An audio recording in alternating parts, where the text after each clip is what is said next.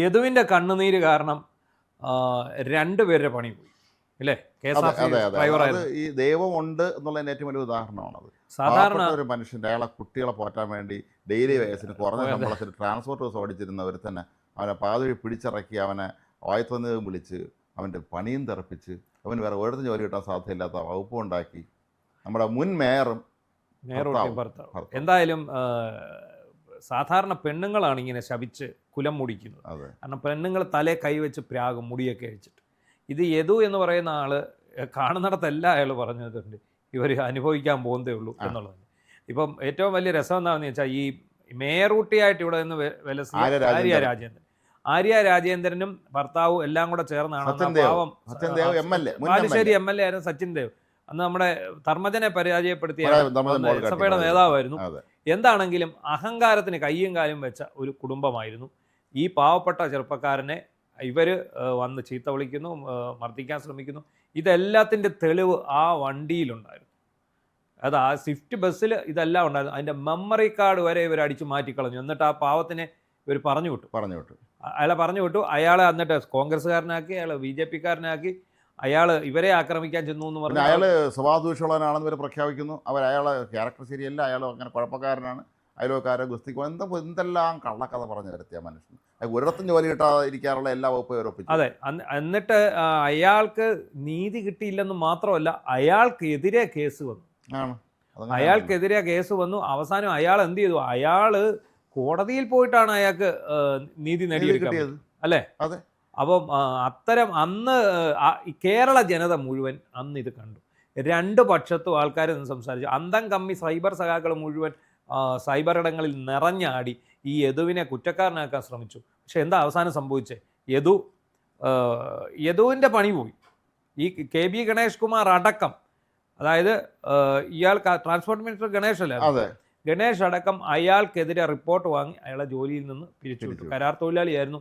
Swift ബസ്സിൽ 750 രൂപ അല്ലേ, ദിവസം 750 രൂപയ്ക്ക് വണ്ടി ഓടിച്ചുകൊണ്ടിരുന്ന ഒരു പാവപ്പെട്ട ഒരു ചെറുപ്പക്കാരൻ. അവസാനം അയാൾ ജീവിക്കാൻ വേണ്ടി ടാക്സി വാഹനങ്ങൾ ഓടിക്കാനും സ്വിഗ്ഗിയുടെ ഡെലിവറി ബോയ് ആയിട്ട് വരെ അയാൾ മാറി. ഇയാള് പിന്നെ കൊണ്ടുപോകുമ്പോൾ അയാളെ റൂട്ട് ഈ ആര്യരാജേന്ദ്രന്റെ ഒക്കെ വീടിന്റെ ആ ഭാഗത്തായിരുന്നു. അയാൾ ഭയം ഉണ്ടായിരുന്നെന്ന് പറയും. അവിടെ വീണ്ടും അയാൾ ആ കായികമായിട്ട് നേരിടുമല്ലെന്ന് പറയാൻ കഴിയില്ലല്ലോ ഇവർ വിചാരിച്ചു. അതെ, ഇവര് അയാളെ നോക്കി വെക്കുക, അയാളെ മർദ്ദിക്കാൻ ആഹ്വാനം ചെയ്യുക, അയാളെ കൈകാര്യം ചെയ്യാൻ ആഹ്വാനം ചെയ്യുക, അങ്ങനെ പലവിധ കാര്യങ്ങളാണ് ഇവിടെ. ഇന്നലെ തെരഞ്ഞെടുപ്പ് ഫലം പുറത്തു വരുമ്പോൾ നിയമസഭാ തെരഞ്ഞെടുപ്പിൽ ഇപ്പോൾ രണ്ടാം സച്ചിൻ ദേവും തോറ്റു. സൂരജ് എന്ന് പറയുന്ന യൂത്ത് കോൺഗ്രസ് നേതാവിനോടാണ് തോറ്റത്.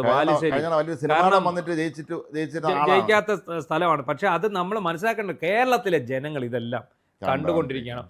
വളരെ നാളുകൾക്ക് ശേഷം കേരളത്തിലെ ജനങ്ങൾ അവരുടെ സമ്മതിദാന അവകാശം ബുദ്ധിപൂർവ്വം വിനിയോഗിച്ചു. അതാണ് വാക്ക്, ബുദ്ധിപൂർവ്വം വിനിയോഗിച്ചു.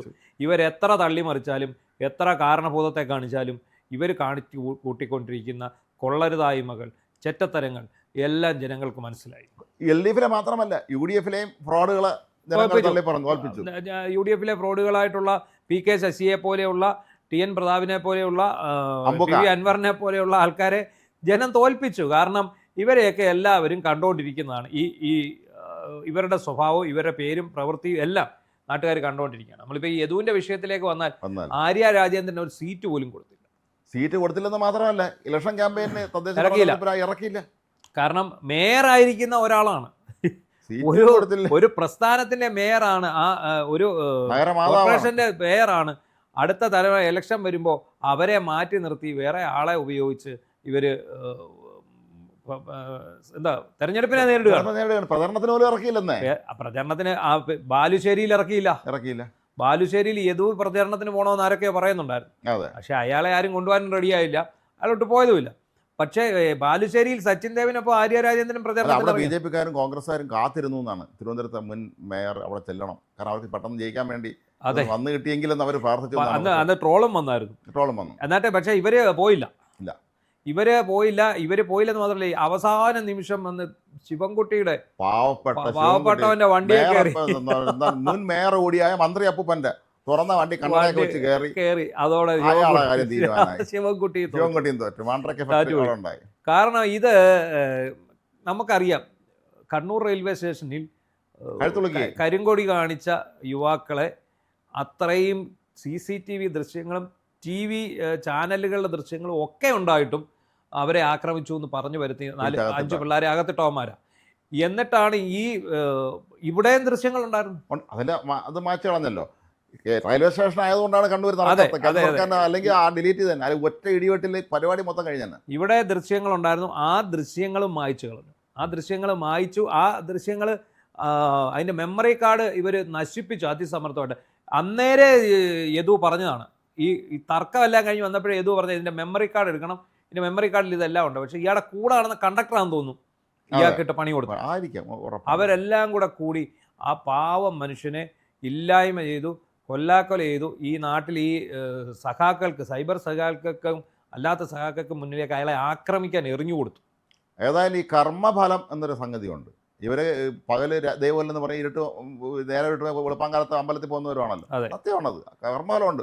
ഒരുത്തൻ ഈ പിന്നെ ഇയാളെ സംബന്ധിച്ചിടത്തോളം, ഈ നമ്മുടെ യദുവിനെ സംബന്ധിച്ചിടത്തോളം, അയാൾ കൂലിപ്പണി ചെയ്തെങ്കിൽ, അല്ലെങ്കിൽ ഡെയിലി വേസ് ഉണ്ടെങ്കിൽ ഇപ്പോൾ ഓട്ടോറിക്ഷ ഓടിച്ചാൽ, കാർ ഓടിച്ചാൽ, അല്ലെങ്കിൽ ബസ് ഓടിച്ചെങ്കിലും പ്രൈവറ്റ് ബസ് ഓടിച്ചെങ്കിലും ജീവിച്ചോളും. ഈ രണ്ടുപേരും ജോലി ചെയ്ത് മെയിൻ അല്ലെങ്കിൽ ശീലമില്ലാത്ത രണ്ടുപേരാണ്. ഇവരിന് IPS ശ്രമിക്കുന്നുണ്ടെന്നോ എനിക്ക് തോന്നുന്നു. മുൻ മേയർ IPS ആണല്ലോ അവരുടെ ഒരു ലക്ഷ്യമായിരുന്നു. ഇപ്പം ശ്രമിക്കുന്നുണ്ടെന്ന് എനിക്ക് അറിഞ്ഞുകൂടാ. IPS ആയിരുന്നു ലക്ഷ്യം. അത് ശരി, സിവിൽ സർവീസ് IPS അതിന് വേണ്ടിയാണ് ശ്രമിച്ചത്. അപ്പം എന്തായാലും ഈ പറയുന്ന പോലെ രണ്ടുപേരും വഴിയാധാരമായി. കാരണം ഇതിനെല്ലാം ഒരു പ്രതിപ്രവർത്തനം ഉണ്ടാവും ഇവർ ചെയ്യുന്ന എന്തിനും. ഇത് അന്ന് അവരുടെ ഒരു കാലമായിരുന്നു. ഒരാൾ മേയർ, ഒരാൾ MLA. ഭരിക്കുന്നത് ഇവിടെ CPM, കോർപ്പറേഷൻ ഭരിക്കുന്നത് CPM. അതെ, രണ്ട് ഔദ്യോഗികമായിട്ട് ആര് കണ്ടാലും സല്യൂട്ട് ചെയ്യത്തക്ക രീതിയിലുള്ള പ്രോട്ടോക്കോൾ ഉള്ള രണ്ട് ജനപ്രതിനിധികൾ. അതിൻ്റെ ഒരു തണലിൽ പക്വതക്കുറവാണ് കേട്ടോ, അല്ലാതെ നമുക്കൊന്നും പറയാൻ പറ്റത്തില്ല. ഇവർക്ക് പക്വത കുറവാണെങ്കിൽ, മേയർക്ക് പക്വത കുറവായിരുന്നെങ്കിലും നേതാക്കന്മാർക്കും പക്വത കാണിക്കണം. അവർ കാണിച്ചതിനേക്കാളും വലിയ വൃത്തികളല്ലേ. അല്ല, ഇവരെ സപ്പോർട്ട് ചെയ്യാൻ പോയിട്ടാ. കാരണം ഞങ്ങളുടെ ഭാഗം എപ്പോഴും ക്ലിയർ ആണ്. ഞങ്ങളുടെ ഭാഗം ഇവരല്ലെങ്കിൽ ഇവരുടെ സൈബർ ഗുണ്ടകളുണ്ട്, സൈബർ കമ്മികൾ. അവരെ വെച്ച് എഴുതിച്ച് അവരുടെ ഭാഗം നീറ്റ് ആൻഡ് ക്ലിയർ ആക്കി തരും. ഈ യദു എന്ന് പറയുന്ന ലോകത്തിലേക്കും കൊള്ളരുതാത്തവനാണ്. അങ്ങനെ ആക്കി ഈ പാവപ്പെട്ട ചെറുപ്പക്കാരനെ അവരെങ്ങനെ ആക്കി, അയാൾക്ക് വേറൊരു സ്ഥലത്തും ജോലി കിട്ടാത്ത രീതിയിലാക്കി, അയാളുടെ മക്കളെ ചേർത്ത് പിടിച്ച് അയാൾ കരയുകയാണ്. ഏതായാലും CPM എന്തെങ്കിലും കാര്യം രണ്ടുപേർക്ക് എന്തെങ്കിലും ജോലി കൊടുക്കണം.